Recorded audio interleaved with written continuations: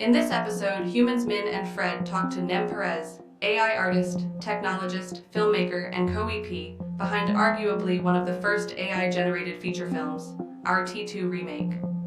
In this conversation, these humans discuss the evolving role of the producer in generative AI filmmaking and Nem's journey on that path. Actually, I wanted to jump in. We did this awesome thing on that call we did with the creators this week, which we can either reference or not, but that your favorite movie is City of God. City of God. Ooh, Yeah, I love Brazil? Yeah, Brazilian. Yeah. Rio de Janeiro. Like, the movie's highly, highly underrated. And there's just, have you guys seen it? Yeah, it's It's beautiful. an intense film. Like, you watch that movie, it has so many layers that, like, you can watch that movie 10 times and you'll catch something new just because of how intricate it is. There's, like, first off, it takes place over, like, different decades of time. So the time part is really intricate. And then, like, the layering of story is super, super interesting, and how they use transition and how they use color. There's like a cool color tone to some aspects of the story, and then there's like a warm color tone to some aspects of the story, which I didn't really catch that until I was much older and I was able to understand, color theory. But yeah, it's really cool. I guess for some reason I thought it was Back to the Future, but maybe that's just like your favorite car because you've I mean, Back to the Future, definitely, growing up in like the 90s, like American 80s movies definitely had a huge impact, Back to the Future being one of them. I mean, Back to the Future is a masterpiece. I will say that. So it's definitely high up on the list. But I don't know. I think like if I were to make a movie, the closest it would resemble, I feel like, is like a City of God or something. Like that for me is like the ultimate, goal is to make something as good as that. Like something that what is it about that you like? What is the goal? Is making something that is like has that kind of a tone, the color, the subject matter. For me, I really love movies that are really stylized, right? Like they play with style and then they're able to tell a story within that style. Or they use some sort of surreal elements, right? Like Eternal Sunshine is a really great example of like a movie that has really good style and really So good good. storytelling. Requiem for a Dream, also, like growing up, that movie was really, really impactful on me because it had just like really interesting, gritty style, and like how they were able to use like time lapses or like split cams or really interesting ways to tell a story. And for me, I'm always trying to find really interesting ways. Like if you look at my Disney work, we use like, really interesting perspectives, or we use like animation mixed with live action, or we do like split screens, or I mean, that's why Disney hired me, because I had like a very specific style that came from my music video background. I mean, this is what's interesting to me. I mean, as people who may not know you meet you, if they were to do a good old fashioned Google on you, I think a lot of the work you're doing now comes up, which is AI creator work. But what I love is as we scratch the surface on people that we meet in our community and people that we've met along this journey, is there's someone like you that actually just loves movies, that actually has a very personal connection to a craft that is currently going through a lot right now. And I think what I wanted to talk to you about today, because there's so many things that I've heard you talk about on other podcasts, but I think one thing that I want to give you more credit or find more space to talk to you about is for all the things that are being reinvented or being shuffled around of how movies or content gets made. I think the role of the producer is starting to evolve in an interesting way. I mean, I think we've already seen a lot of talk about writers and directors, and there's a lot of worry about actors.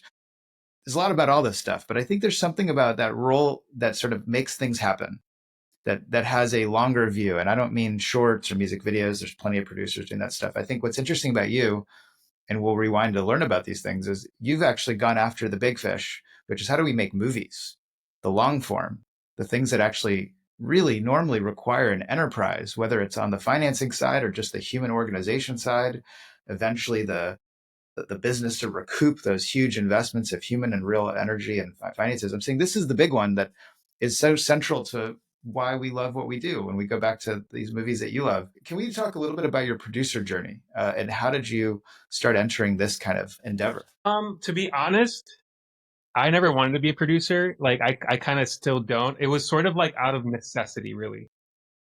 Like I'll go back to the first big producing opportunity that I had, and that was with Disney.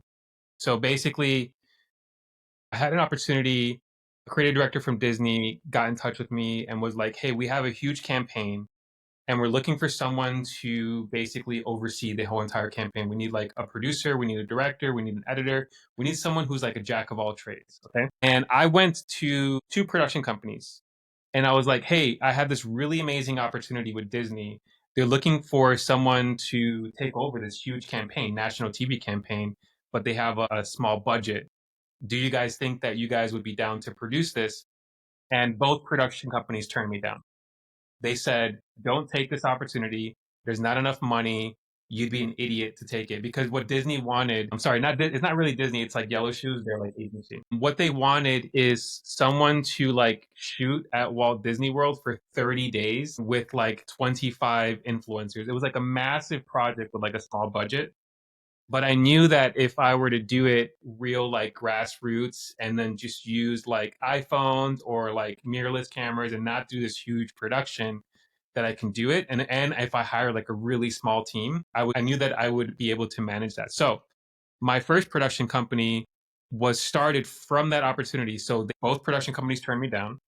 So I was like, I'm not going to miss out on this opportunity. So I decided to start my own production company and take on that opportunity. So that was out of necessity. And it was a great maneuver. It was a great thing that I did because, you know, I've directed and produced like over a dozen spots for Disney. And it's been like now almost a 6-year relationship with them. So imagine if I had said, well, I can't produce. I don't know anyone who's going to produce this for me. And I'm sorry, I can't take this job. Like that was really out of necessity that I became a producer for my production company. And And do you then, like it? no, I mean, not really. I mean, like, so that's why I kind of partnered up with a production company called Tough Contender, and they handle all the production duties. Mm. Basically, like in year 2, I kind of transitioned so that I could just focus on creative because that's what I really love focusing on is like creative. And then like with the feature films that I produced, again, that was out of necessity because I knew that someone was going to make a feature film and I didn't want to miss out on that opportunity. And I saw an amazing opportunity within the community that I was a part of. I was like, we have all the ingredients to make a feature film. Like someone needs to do it. And if I don't do it, someone else is going to do it. And I felt like I was the right person for the job. So And let's talk about now you're that. talking about the AI community. Yes. Yeah. Sorry. The in AI particular. community. I was just going to say, let's talk about that moment of vision because this was actually early days. I mean, we're sort of in a very noisy moment that a lot of people are paying attention to. But I think there was an interesting timing to when you were observing this opportunity, even a lot of the people that joined you. And let's introduce it. But I think it was an interesting timing. But I think, like, I don't know, some people thought they were watching Will Smith eat spaghetti. Like, some people didn't see this as a way to make a movie. What did you see in that moment? So again, I became part of this just amazing AI community that was really birthed from Twitter. Like that's where a lot of these people I communicated with a lot of these artists. Twitter, and then I was one of the first members of the Runway Creative Partnership Program.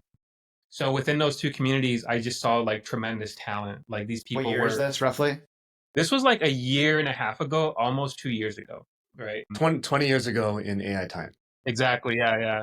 So I saw just tremendous talent, and you know, it takes a village to make a feature film. Like I still to this day don't believe that like one person is capable of making a decent feature film all on their own. I mean, I've seen it done, but like I just feel like maybe not the best way to go about it.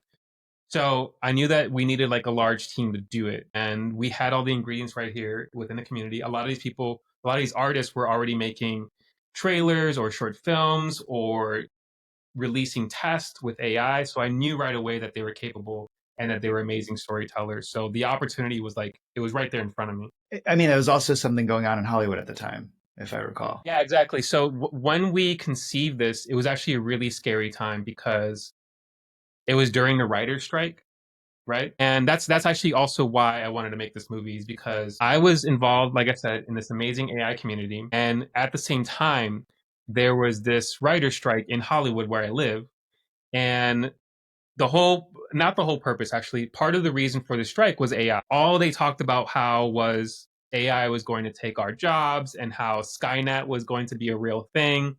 So that's why I decided to remake Terminator 2, but add commentary to it and showcase that it's not going to be the end of the world and showcase that on the flip side of that, there's just this thriving community that is taking advantage of this opportunity and learning from it.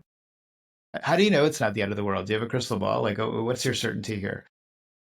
I mean, if you look back at technology, like people have always, like the media is so good at just showcasing the negatives of things, right? And there are dark sides and bad parts of AI. I'm not ignorant to that, right?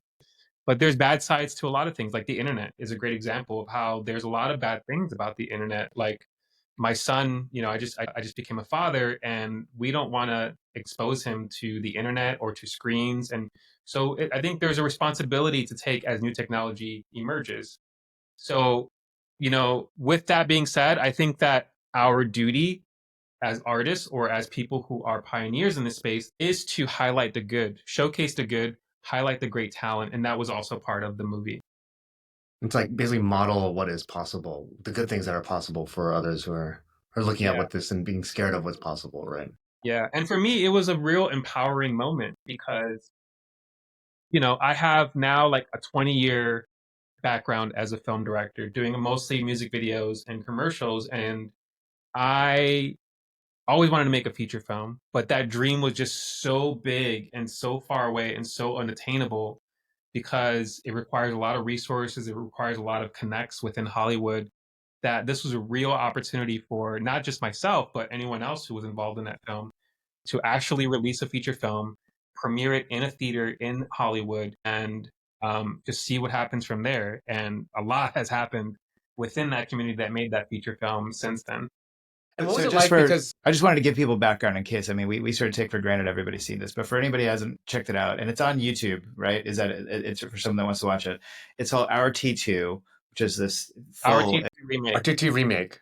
remake, excuse me, and it's this fully imagined, what you call an exquisite corpse model, which we should talk about too, but remake of a roughly nearly 2 hour running time movie that I would look back on it having been in that theater and being in that moment you described, that it just felt like a museum moment. It felt like a historical moment. I felt like we were putting something into a satellite for aliens to find someday, that like this is what it looks like right now. This is what this kind of, to some people, dangerous experiment looks like right now. This is what this visionary experiment. And it was also kind of hard to watch in retrospect. Like it was really intense, like how different the video is now to what it was like. But that was the noble experiment of it all. So anyway, for anybody that hasn't seen it, please do jump on and find it on YouTube. But what were you going to say, Ben? Sorry.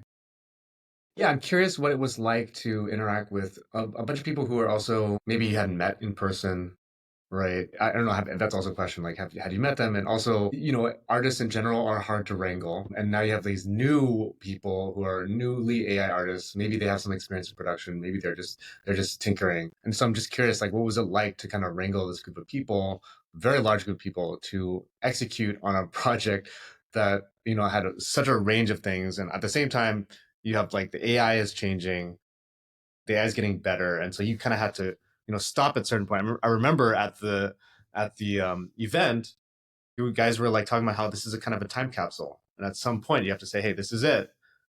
So I'm curious about those two things, like what was it like to wrangle them, and also kind of when do you stop and figure out how do you stop this group of people who are all experimenting. Yeah, we called it our love letter to AI, Mm. and it was pre Sora. And we knew that we would look back at this film and see the difference in quality pre Sora and post Sora. Honestly, wrangling artists back then was a lot easier than it is now because at the time, everyone was just so hungry to showcase these brand new tools that they had just discovered that the opportunity was much bigger than all of us put together, right? So I think that a lot of people were, well, let me think about that, because I think like a lot of people were really excited for the opportunity, but also from what I heard from some artists, they weren't sure if we would ever achieve it, you know, because it was 6 months of production. And usually in AI, like you'll work on a film over a weekend and then like release it. It's like very quick turnarounds for a lot of these things. So there were like a lot of like slow moments where a lot of progress didn't get made, and then like a lot of moments where a lot of progress did get made. And I owe that to, we had like 3 waves of artists come on board at different periods of time. And every time a new batch of artists came, it like reinvigorated the project because they would come in and like start creating, and like other people got excited about what they created and so on and so forth. So if you look at the movie, there's like three periods of AI, and you could see it like advancing, right? So there's like early AI, and then like just before Sora came out, it's actually the first scene is the last scene that we had produced. So the first scene is like the highest quality, because it was the last scene that was made, and I think like we used like Runway Gen 2 or something at that time.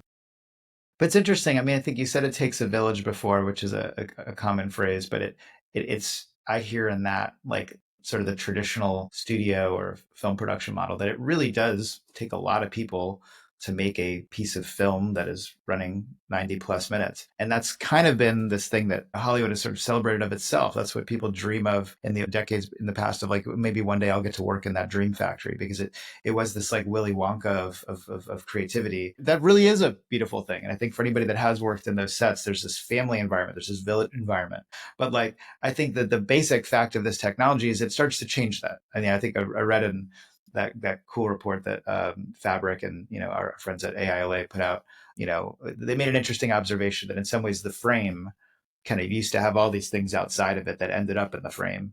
I never thought about it this way, but now the frame is where all the work's happening, meaning that there really are, and this is a source of a lot of discussion. There's less people involved getting stuff in that frame, but you've in some ways you're experimenting with something that inverts this, that you're still finding lots of people to get involved, but we're decentralizing a lot of layers of that process. And I think people are starting to feel that. I like being with other people feeling. I think you did it digitally at a time, but what do you think about that sort of difference of how do we get lots of people together to make one amazing thing? Yeah. So again, also I want to give credit to my co-producer who helped me produce T2 Remake, Sway Molina. If I haven't mentioned his name already, he played a big role in making that movie happen. But so Discord was a big part of how we made that possible, because the way that we made T2 Remake is every chapter was made by different artists. So every chapter would have a different style. And I thought that meshed really well with the whole AI world, because AI is known for different styles and different techniques and all that stuff. So we really wanted to make a love letter to AI and showcase like what the whole spectrum of what AI was capable of doing instead of just like one. But Discord was a really great way. There's three factors. There's like Discord, which is the main thing, which is how we all communicated, shared our process, shared ideas, cross-pollinated ideas. And then we would have Zoom call meetings where we would discuss in person about the story, about the process, and upcoming dates and things like that. And then I formed a mailing list where I would be able to communicate with everyone and send out updates so that it would go directly into their inbox. And it was that sort of like constant communication, constant feedback loop that helped the entire process, because everyone felt involved, especially with the Discord. Like, you're able to just see things happen almost in real time as people were as people were in production. They were sharing stills, they were sharing ideas, asking questions, getting feedback. And it was just that environment that we had created, that safe space, again during the writer's strike, that really created something magical. So what was it like then, back to kind of like how AI is evolving? What was it like then? Like, was there a lot of progress happening at the time in AI, or was it we're kind of in this lull of like waiting for Sora? Or were people also learning from each other as they were in the Discord? Yeah, Because there was I'm really, again, everyone had a different way of doing things, right? So for instance, I did two scenes from the movie, and in one of the scenes I just recorded myself on green screen because I wanted to incorporate like actors and live action and use something that I was already familiar with. So I did like a rendition of Mortal Kombat where I would, record myself doing all the actions and all the sprites against a green screen, and then I animated it in After Effects, like the way a traditional animator would approach that. And then there's like, at the time we didn't have like lip syncing tools, so a lot of artists were using either like Comfy UI or like really advanced ways to do lip syncing. A lot of artists, I think Brett Stewart created a bunch of Lauras for his scene, so he was able to stay consistent. This was before Midjourney even had character refs and like style references and things like that. So to be consistent, we had to like, again, this was like, it's a year ago, but it was still like a year in AI is like 100 years, like you said. So we had to come up with like a lot of really, really interesting ways to stay consistent, to be able to do lip syncing and like all that good stuff. So there were a lot of really novel solutions that were being created back then. It was really fun. So this is where I'm so interested in like, what does it mean to be an AI producer? Do you feel that you have to stay on top of the latest technologies? And is that unique from what non-AI producers do? Do non-AI producers also have to stay on the technology, or can they send it, to the technicians? Because it's one of those things where, like, I'm on Twitter every day, just barely trying to keep up, and it's nuts, right? So like, and every time there's a new update, it changes the way we think about what we could do. So I wonder how that influences how you think about, like, now with Alice in Wonderland and like projects that you're thinking about in the future. How do you think Right about that now, technology I'm aspect? really thinking about that right now because of my company Storyblocker. We're trying to create a new workflow that really heavily involves like actually shooting a subject and then bringing them into a virtual world the way that you would think about virtual production, and then utilizing these new AI tools, right? So I'm constantly in like still like I'm creating workflows and trying to think of how I can develop these tools so that they're super easy to use. I mean, the greatest thing about Midjourney is that you could just type an idea and it just becomes reality within seconds. So trying to incorporate that, but then also trying to still incorporate actors, performances, being able to like block a shot with a camera, like practically, because for me, I want this craft to not die. I think that some of the best AI filmmakers that I know are traditional filmmakers. And being able to block a shot, like just that alone, being able to know what the 180-degree rule is, being able to know like how, like, what a close up means versus what a wide means, I think is extremely valuable. And sometimes you discover that just by holding a camera and being on set. And I don't want that to get lost with some of these AI filmmaking techniques, as great as they are. I think that it would behoove you to know how to block a shot traditionally. So I'm constantly thinking about how do I bridge that gap between AI filmmaking and traditional workflows. For me, AI filmmaking is most closest to the animation pipeline.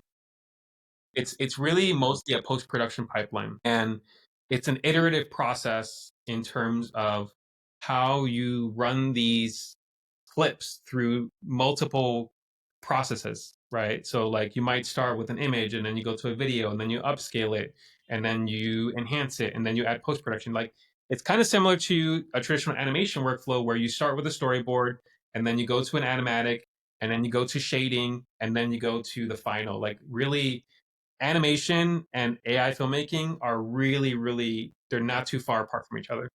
Well, it's interesting because the animation goes back to the idea that it's in the rectangle, like it's in the frame. So that there's an interesting observation there that it's sort of doing the type of creativity that animators have always done, is that they're already at the end, composition, landscape, details. That's a really interesting connection. I mean, I think another layer to the producer conversation, but to go to someone who loves movies is like, what I think a lot of people love in movies is often this auteurship kind of idea that, like that you love a Steven Spielberg movie or you love a Russo brothers movie. I don't know, maybe some people just love Star Wars and they're not paying attention to the directors. I think that happens too. But like, I think like in this idea that there are lots of people making a movie and they're not all in a centralized manner, all reporting into the auteur.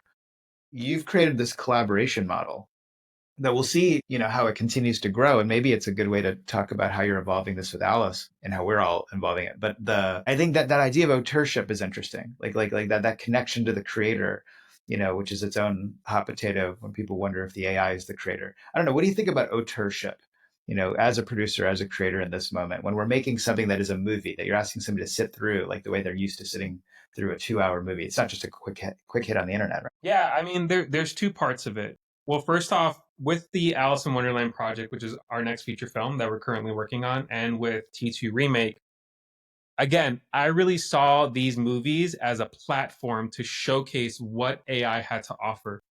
and to showcase all of the artists who are making incredible work with it. So it's really different from a traditional film in many, many ways, but also really different from even a traditional AI film, where, like you said, it's like a lot of people showcasing a lot of different styles. However, I do think that the producer has a big say in how all of this meshes. And that's really my responsibility, our responsibility as producers, to make sure that, first off, story is king. But making sure that the story, here's a good thing. The reason why we chose Alice in Wonderland as our next film is because of the story that Alice in Wonderland told in terms of transformation, right? So first off, the tools and the craft and the way that we told that story served the story. So I think that when people think about, I'm going to make an AI movie, well, why are you using AI? You have to really think about how does AI help tell the story better? And if it doesn't, like, you have to ask yourself a question like, do I need AI? Right?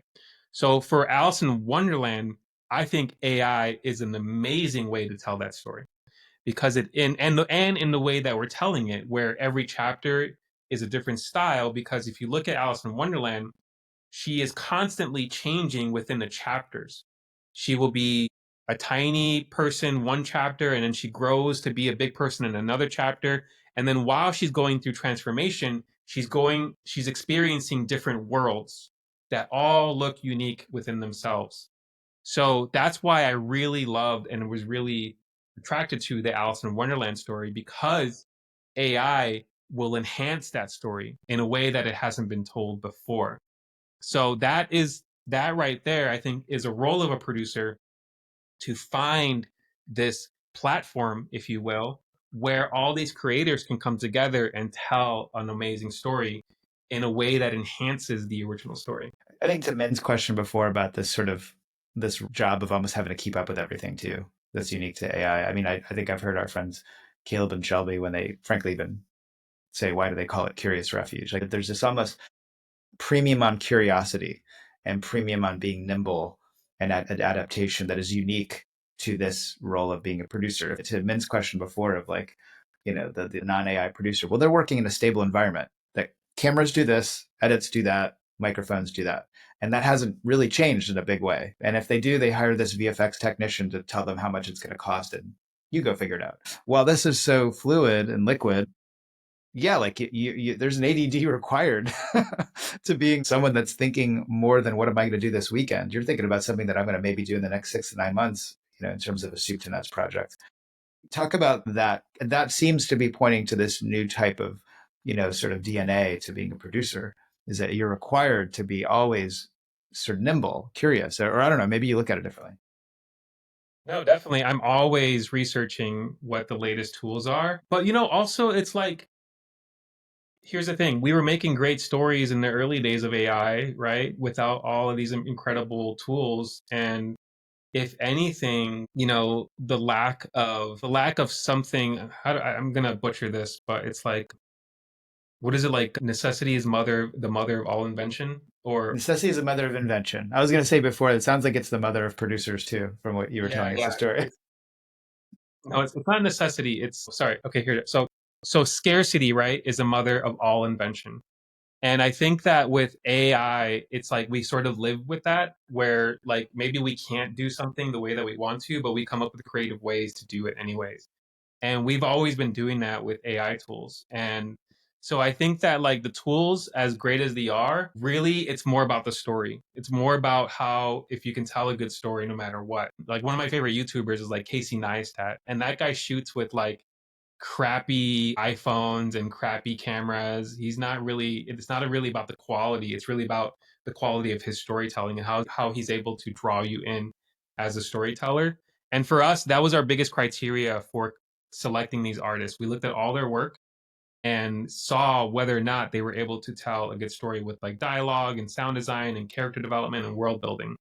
Like, at the end of the day, that's what matters. I wonder how you feel about kind of when you go onto Twitter, there's just a lot of content in the AI film space in particular that is just like, oh, look at what's possible. It's very influencery type content. And there's not a lot of great, in my opinion, not a lot of great stories. There's here and there like really stuff that I really love, like NeuralViz or AI or Die doing some really cool stuff, Cleverov, all these different creators, but it's like they are a dozen in a sea of like hundreds of different influencers. What gets the most views, I find often is the kind of like, oh my God, look what Runway released, or oh my God, look what Midjourney is about to release. I'm curious from that perspective of story being so important, how do you see that evolving? And what do you think about that in general, that predicament that we are in right now in particular? I think they're both necessary, right? I think that it's important to know what these tools can do, and like the demos as content, or you know, Mm. craft as content, I think is fine, because I think like a storyteller can look at that and like see how he can tell a better story. But I think you're right. There's not too. I think that's why it's the greatest opportunity right now for any storyteller who uses AI, because you are in a very small pool of talent. Like, if we look back, this is interesting. Okay, so as of just the last month, we've seen some pretty big developments in terms of AI filmmakers getting movie deals, right? So we had Promise Studio, Dave Clark, who's a good friend of mine. I think he signed like 3 or 4 artists. And then we have Staircase AI, who has committed to producing, I think, 30 films within a year or something like that. And then we have Dreamflare, who is also committed to producing high quality AI content.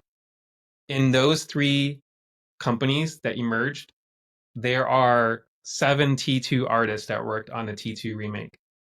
So that just tells you right there how big the talent pool is, where like 7 out of the 8 filmmakers that got movie deals all worked on our T2 remake, which I think it's incredible. It's just a testament to how talented these artists are, which we knew that they were some of the best in the world, but this just really confirms what I believed back then. But the fact that within just this movie alone, you've got 90% of the filmmakers who got movie deals, it goes to show you like how big this talent pool. It's not very. It's like right Right. now we are in just this amazing community. It feels like, I don't know what to compare it to, but maybe like the birth of hip hop, if you will, right? The birth of hip hop started in like New York in like these small clubs, and it started from this scene that was like emerging, and these parties that would come up, and like people just coming together and really showing off. Like everyone like would go and DJ and show off like their like latest DJ set or their latest track. And that was like kind of like the early days of hip hop. For me in Chicago, I experienced something very similar in the birth of the Chicago, they call it the Chicago blog era, where a lot of us would get together and we would all just party and hang out. And like I would shoot a music video for this artist, or I would shoot like a commercial for my friend's t-shirt company. And we all came up, right? Like Virgil Abloh became the creative director of Louis Vuitton, Brandon Bro, Chance the Rapper, Vic Mensa, like all these people, they were all part of like the same scene. And it feels, again, like that's why community is so important, because if you are part of a community, you all come up together by just bringing each other up through showcasing each other's work, through admiration, through competitiveness, through all of these things that bubble up together. And I feel like we're all doing that, but we're doing it in a digital, like a lot of it's happening in LA, which I'm so stoked to be a part of.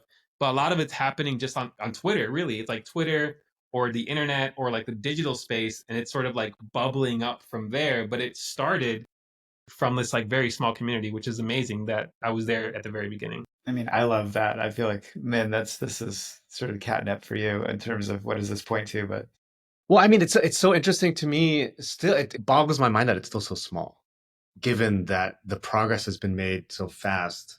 I mean, some of my friends who are anti-AI are still there, and I saw some tweet the other day. It was like, you move that people have moved from not believing it's possible to skepticism to hatred, and so maybe that's one of these walls that has to be broken. Maybe there has to be more, like maybe a flow of film of AI has to be made, that is just like kind of like undeniably a great story that is touching, that people are like, oh my God. And then You know, because I was like, when I saw James Cameron and, you know, I don't know how many other, you know, Runway and Lionsgate and all these, you know, announcements, that I was like, and then, you know, Bob Iger saying, you know, AI is like just a few days ago, like I'm like waiting for the floodgates to happen, but it's a crawl, and maybe it's because the tools are intimidating, or maybe I don't know what it is, or maybe it's an ideological thing. I can't quite figure it out.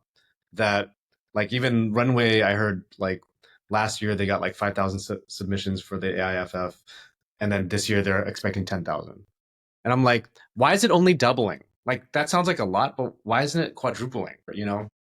I guess you know, or maybe we're just gonna blink and 2026 is just gonna be boom. It's just gonna be, you know.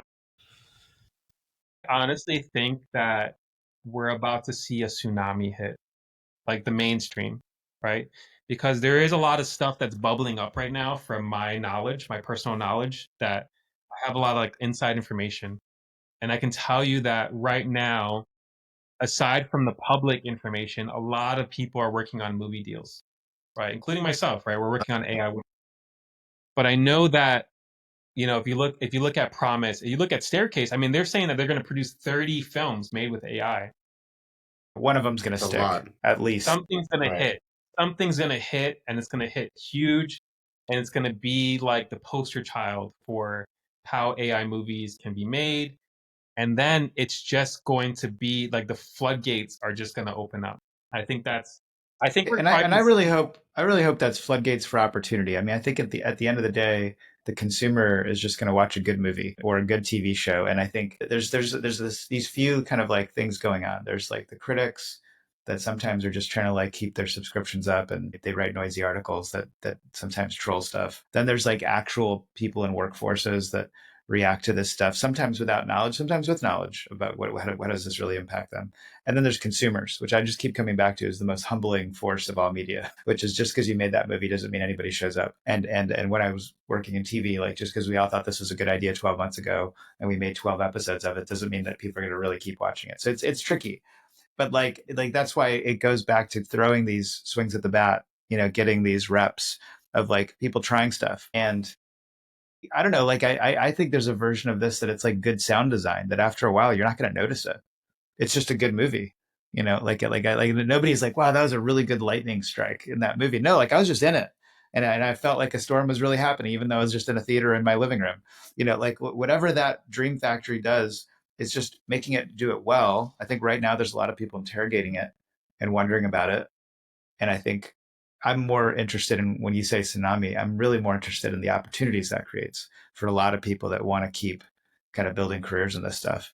And it'll be a transition for a lot of people. And I think you're really experimenting with how to build teams around that. And I think, but still have like an auteur's point of view. I mean, just to connect a couple things. I love the hip hop comment, by the way, because I think that points to this layer of stuff that Hollywood is mostly in the stages we've interacted with it has been this system, right? It's a loaded word, these gates that you have to walk through, whether it's getting the right education or having the right representation or having access to the right decision makers or at minimally having access to the right financing. When now it's a product of an internet that can promote for you because you have the right community to support you. You know, when you have, you know, allies that can sort of, you know, come together like a swarm and support things that now move faster. We don't all have to take 10 months off to work on a movie.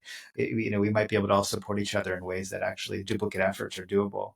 I don't know. There's just something interesting going on that this is a product of an internet era, that AI is expressing something that maybe doesn't want to live with those moats and gates in the way they were originally built. I think it's due time. I mean, Hollywood, there's a lot of things that work about Hollywood. Don't get me wrong.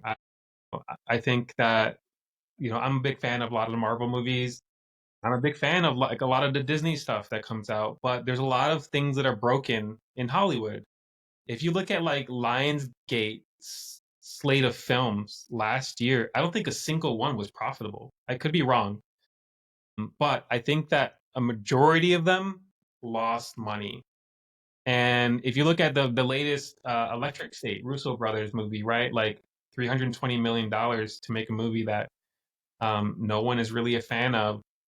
And if you look at, you know, even like the last Mad Max, which I thought was great, lost a lot of money. These movies just take so much money to make that I think that there's a ripe opportunity to make movies for cheap that people love watching, that are made by a whole different set of artists that are not, that don't care about metrics, that don't care about whether or not audiences will like this because the algorithm says so, that don't care about rules.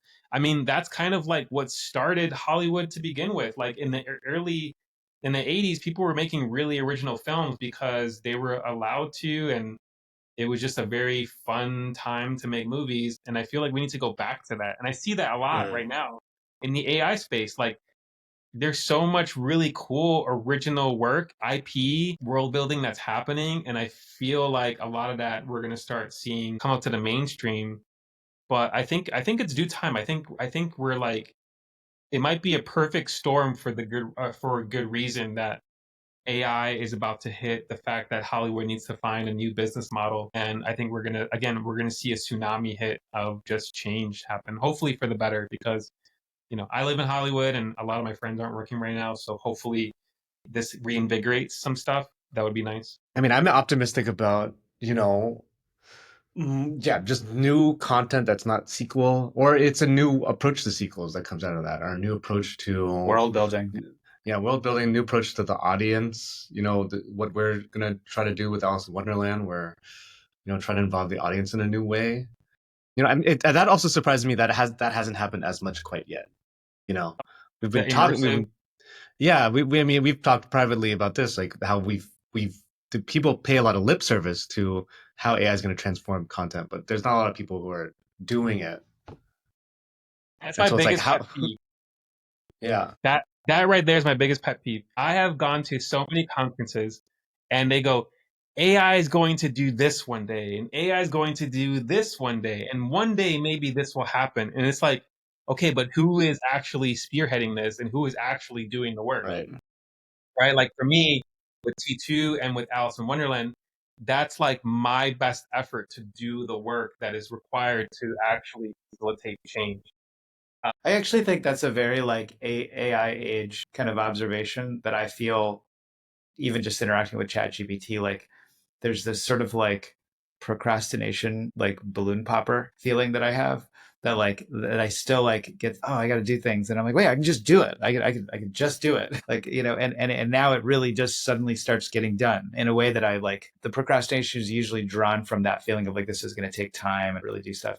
And there is this notion of like, these bigger undertakings of making a movie, or what it takes to really like the speculative energy, the sort of development energy now actually has a just do it energy. Yeah, Like you really could get really close to what you thought was a week away, if not a lot more, in the next couple hours, if you start absolutely. to really drink this elixir of magic internet. No, I think it's really interesting to see what big undertakings look like. I mean, I think to really spend a minute on Alice for a second. So this is meant to be, something that we all rallied around as a next experiment or a next undertaking, a next endeavor, next noun insert. But I think we are thinking through, we get the benefit of much better tools to sort of really capture people's imagination who took the time to sit in the theater for 2 hours. I think as people on this call here that, can remember like that religious feeling of going into Cinerama on Sunset and watching, I saw like Force Awakens there, and that was fucking awesome. Or just what movie palaces have always been when we see sort of that sort of sad display in downtown LA of referencing an era when these were the churches of an early Los Angeles. To walk into these movie palaces is what they were called, and they just created this feeling of I need to be there. And I think, ironically, what this group here is talking about doing with Alex is we want to go back to that. We want to create that feeling again, that you didn't just watch this on your phone on the subway. Like, we're actually trying to restore that. What does that mean to both of you? Because I think this is something that we think a lot about. For me, that's so important. I agree. I love going to the movies. I think for me, it's an amazing experience to see a blockbuster movie on opening night on the biggest screen possible. For me, like, I love going to the Chinese theater to see an amazing spectacle, right? And I feel like since the pandemic and even before that, movie theater attendance has dropped, I believe, like maybe like 50-30%. And that's really unfortunate. I think a lot of people these days first off, don't have the money to go and shell out $30 a ticket, $25 a ticket for a family of four. And a lot of people now have like entertainment systems at home where they don't need to go to a movie theater anymore. And then third, like, I don't know what Hollywood is thinking by releasing a movie 4 weeks after it's opened up, right? Like, I think that there needs to be more time in theaters. So what we're trying to do with Alice in Wonderland is try to come up with new ways to get people back in theaters. And for me, like, AI presents a really great opportunity to do that in this way that we're doing it, where the audience can participate in the actual movie themselves or have a cameo appearance in the movie themselves, because now with generative AI and deepfake technology, all of that is possible. So we're trying to come up with new ways to bring people back into the theater, make them feel like they're part of a bigger experience. Like if you look at even like Rocky Horror Picture Show, they do this really fun thing where the audience can interact with what's happening on the screen. And I thought that was really a fun way of experiencing a movie. So, we're trying to come up with ways where for me, like these movies have always been an opportunity to make a statement. With T, the statement was that AI is not going to be the end of the world. And with AI Wonderland, it's a statement of AI could potentially save Hollywood in many, many ways. And this is one way that it could potentially bring people back into the theater. Yeah, thanks so much, Nem. Super fun. Yeah, I of think we course. got to be continued. We got to revisit when we're closer in on Alice and Inter Alice. Yeah, thanks guys for having me. For me, I love talking about this stuff, so I'm happy to be on this podcast anytime. So I appreciate the opportunity. Awesome, man. Where can people find you?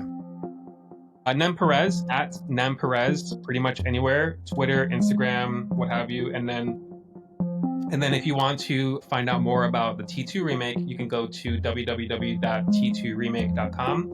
And if you want to find out more about the Alice in Wonderland movie, you can go to aiwonderlandfilm.com. And links will be on everything we post. And obviously, for people interested in your work at Storyblocker, we'll make sure those links are there too. Awesome. Thank Thanks you so guys. much, Appreciate you. man.